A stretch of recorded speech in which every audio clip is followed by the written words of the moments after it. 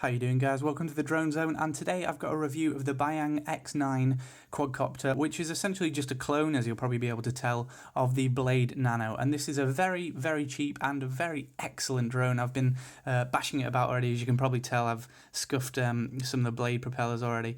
But yeah, I'm going to do a quick review and just show you why I like this so much and why I think you should buy it. And the first reason why I think you should buy it is because, according to the packaging, it is the first one which can fly outdoor in the wind weather, which is something you always want in a drone. You want to be able to fly in that wind weather. And of course, the functions, you're going to want to be able to rise and fall, and it's even got forwards and backwards and turn left and turn right, which are very important drones, which are very important things to have on your drone.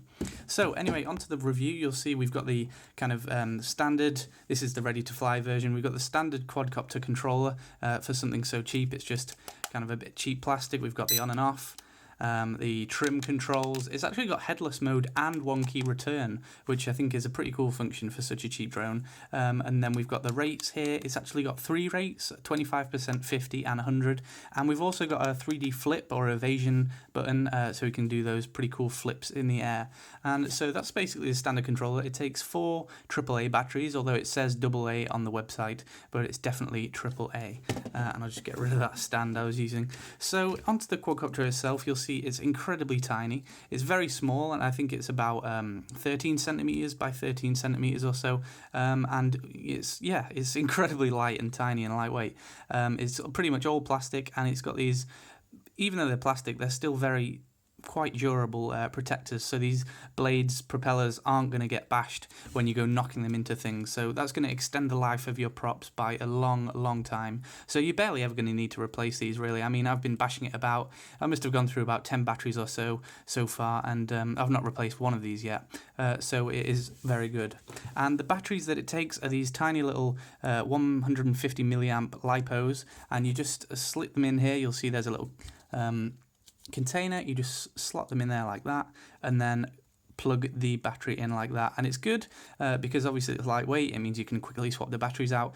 Tiny bit annoying because sometimes when you've got this cable plugged in, it can ride up and over, and sometimes you'll see the blade can actually come and hit the battery cable, which can cause it to drop out of the sky for a second or two, which is a bit scary. But a bit of tape and tape it down like that, and you'll be fine. So the time I've been getting, flight time on these batteries, has probably been about 8 minutes, 9 minutes so far. They're very good. They say they take 45 minutes to charge. I've charged them, I think it took me about 29, 30 minutes to charge. So yeah, not too bad. Get yourself a couple of those, get them on charge while you're playing, and you'll be able to swap around in just a few seconds thanks to this easy battery compartment here. So you'll see the blade, I want to call it the blade, it's not, it's the X9, has got these 2 little dimples here, and what that is for is actually you can take the outer protector layer off. You can get at the circuit board. I think I'm going to solder on a Quantum FPV tiny little mini cam on here so that I can fly this FPV, and yeah, it's pretty good. If you smash this up or you want to change colours, you can easily just take it off and replace it back on there like that. You'll see we've got the antenna here, but all the other circuitry is very easy to get to, so yeah, I think I definitely will, if it can take it with the standard motors, I'll definitely add a Quantum kind of little flight cam on there to get FPV. So here's a test video of it actually flying, and you'll see there's no on and off button. As soon as you plug that battery in, you're on and ready to go. We've got nice red and blue bright LEDs to tell us which direction we're going, and once we bound our quadcopter, we can see that it's flying nicely. We can change the rates 1, 2 and 3, and you'll hear 1, 2 and 3 different beeps for each rate, 1 obviously being the slowest and 3 the highest. So taking off in rate 1, which is 25%, we'll see it's a very stable flyer. It's nice and smooth, it's very easy to get used to, and even on full pitch, left and right, it's barely tilting at all because obviously it is only 25%.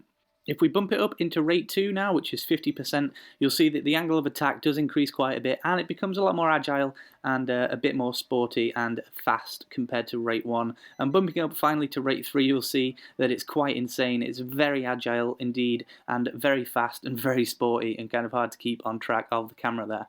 So bringing it in, we'll give a quick test of headless mode, which I'm actually surprised is on this quadcopter, but nevertheless it's on there, and it works actually quite well. So you do this by pressing the top left button on the up direction, and that should just bind it in headless mode. And you'll see here I've gone back down to rate 2, so it's not too fast and I don't lose it. if I'm stuck mucking about, then the headless mode does actually work quite well. I'm testing out the yaw here. The yaw's actually not bad. It's a tiny bit slower than I would have liked, but it's still good, and we can see the headless mode working fine. Onto the flips now, you'll see that they're very tight circles, and you can do forwards, back, left and right as you'd expect. And it's quite nice clean flips. It doesn't drop a lot when you flip, so they're quite easy to do indoors without the risk of damaging anything, apart from hitting your own face there, which I nearly did. And finally, I'll give a quick test of one-key return mode as I've tried to film here, but it doesn't seem to work for me. I don't know whether it's my quad or I'm not doing it right, but you'll see it just flies off behind me and to the left there and landed nicely in my girlfriend's bag. Anyway, that was my quick review of the Bayangtoys X9. Definitely suggest it for you first-time flyers, or even for someone more experienced just looking for something to fly indoors. It's very fun and very cheap. Links in the description if you want to check it out. Don't forget to subscribe, and I'll see you next time.